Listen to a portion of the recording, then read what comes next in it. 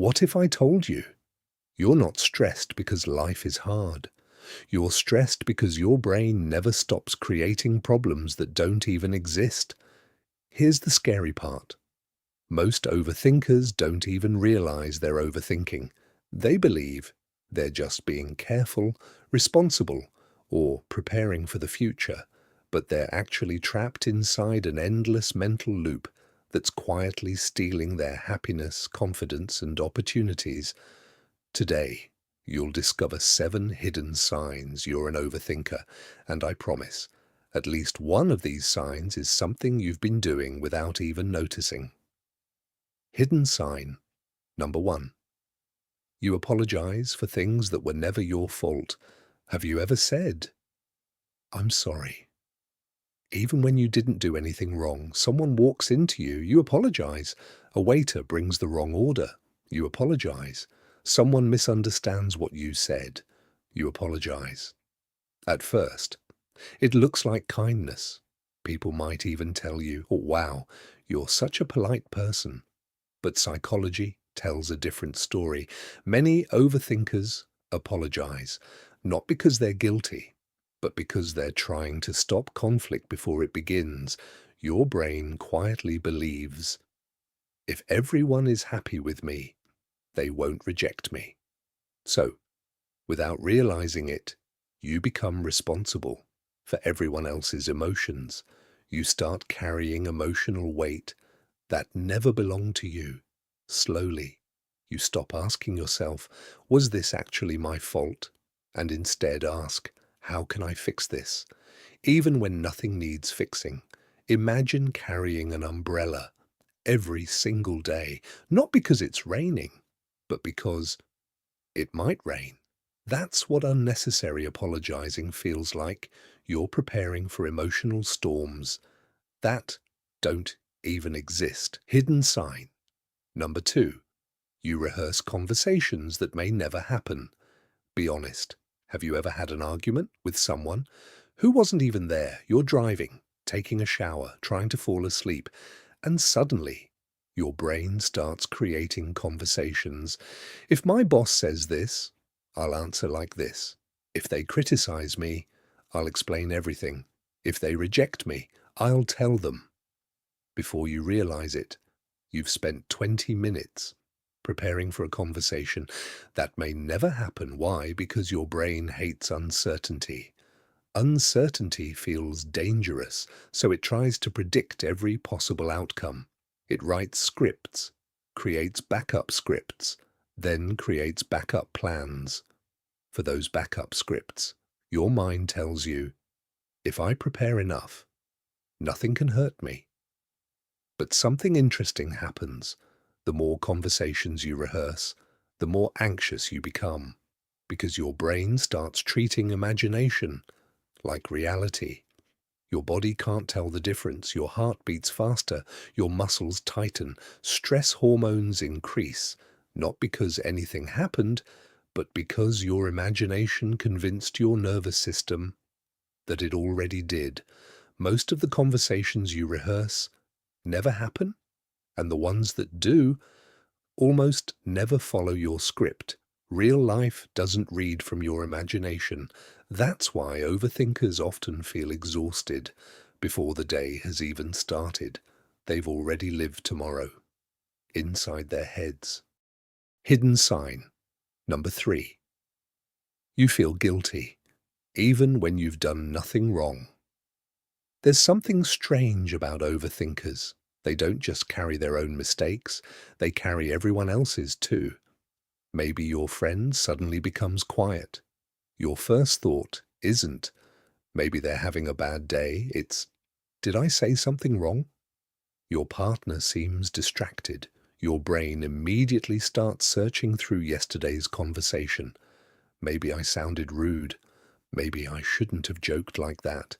Maybe they're upset because of me. Someone doesn't reply to your message. 5 minutes pass, then 10, then 30.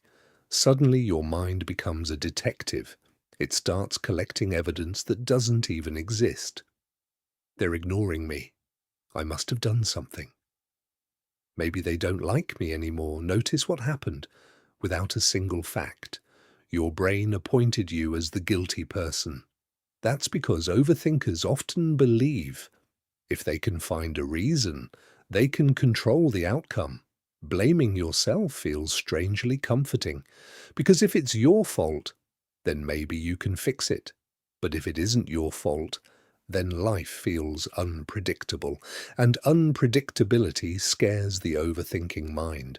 The truth is, people have their own lives, their own stress, their own battles, their own silent struggles.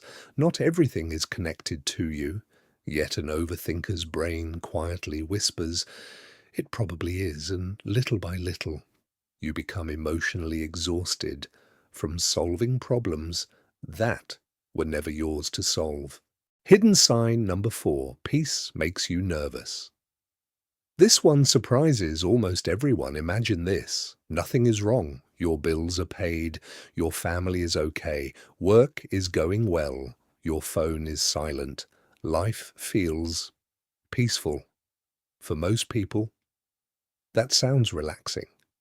But for an overthinker, silence feels suspicious. Your brain starts asking, something's missing. Why is everything so quiet? What am I forgetting? Instead of enjoying the calm, you start searching for danger. You check your emails again, refresh your messages, replay conversations. Think about tomorrow, because your brain has become so used to solving problems that peace actually feels unfamiliar. It's almost like living beside a noisy highway your entire life. At first, the sound is unbearable, but after years, you stop noticing it. Now imagine someone suddenly removes all the traffic. The silence itself feels uncomfortable. That's exactly what happens inside an overthinker's mind. Chaos becomes familiar. Peace becomes strange. So the brain creates new worries just to return to the emotional environment it understands. The cruel part? Sometimes the problem isn't life. The problem is that your brain has forgotten what peace feels like.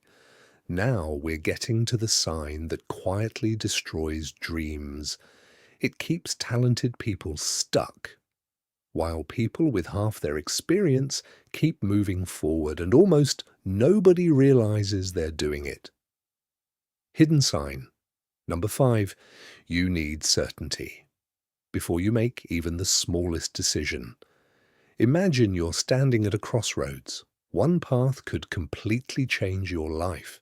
The other keeps everything exactly the same. Most people choose overthinkers.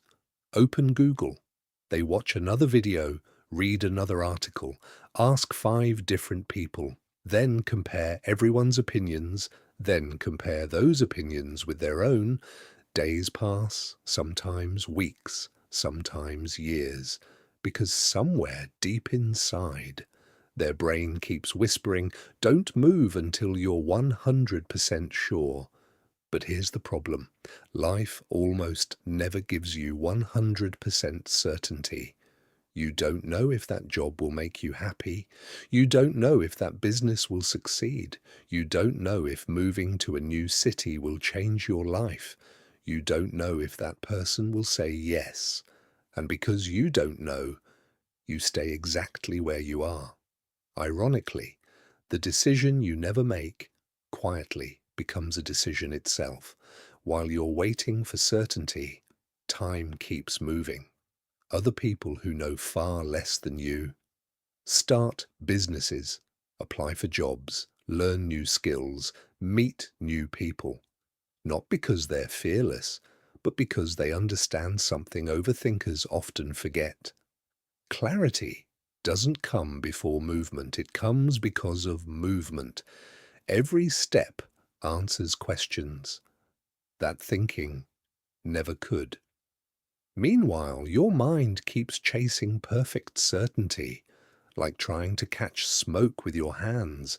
The harder you try, the more it disappears. Hidden sign.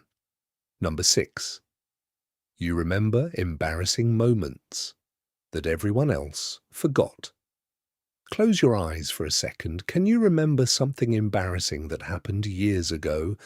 Maybe you said the wrong thing in class, forgot someone's name, tripped while walking, sent a message to the wrong person. You can still feel it, can't you?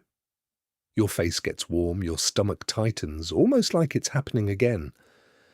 Now ask yourself another question. Can you remember someone else's embarrassing moment from that same day? Probably not, because the people around you were too busy thinking about their own lives, their own mistakes, their own worries. This is something psychologists call the spotlight effect. Your brain acts as if a giant spotlight is shining on you, as if everyone notices every little mistake you make. But in reality, most people are carrying their own spotlight. They're worrying about how they look, what they said, what others think about them, just like you are. Yet overthinkers replay old memories again and again, trying to rewrite a moment that no longer exists. A single awkward sentence becomes a permanent movie. One small mistake becomes part of their identity. Without realizing it, they allow yesterday's embarrassment to steal today's confidence. The memory doesn't keep hurting because it was so terrible. It keeps hurting because your brain refuses to stop visiting it. The final hidden sign is the one almost every overthinker mistakes for self-improvement. In reality, it's one of the biggest reasons confidence slowly disappears. And once you recognize it, you'll never look at your own thoughts the same way again. Hidden sign number 7. You confuse self-awareness with self-criticism. There's a voice inside your head. You hear it every single day. Sometimes it sounds helpful. You could have done better. Why did you say that? You should have worked harder. You're falling behind. At first, it feels like discipline. It feels like you're pushing yourself to improve. But slowly, without realizing it, that voice changes. It stops becoming a coach and starts becoming a bully. A healthy mind says, "That didn't go well. Let's learn from it." An overthinking mind says, "That didn't go well because you're not good enough." Do you see the difference? One focuses on the mistake, the other attacks the person. Over time, you stop celebrating what you've achieved. Instead, you immediately search for what's missing. You finish a project, but only notice the one tiny flaw. You receive 10 compliments, yet spend the entire night thinking about the one criticism. You accomplish something you've dreamed about for years, and instead of feeling proud, your brain asks, "Okay, what's next?" Nothing is ever enough, not because you're failing, because your mind has quietly moved the finish line again. The strange part is, if your best friend made the exact same mistake, you would probably comfort them. You'd say, "It's okay. Everyone makes mistakes. You'll do better next time." But when it's you, compassion disappears. The standards become impossible. The words become cruel. And the person you spend the most time with, yourself, becomes the person you're hardest on. That's one of the saddest things about overthinking. It convinces kind people to become unkind only to themselves. How many of these 7 signs do you have? Comment your number below. And if you want to learn how to stop overthinking, I shared 5 powerful techniques in my other video. The link is in the description. If you enjoyed this video, subscribe and share it with someone who needs to hear this.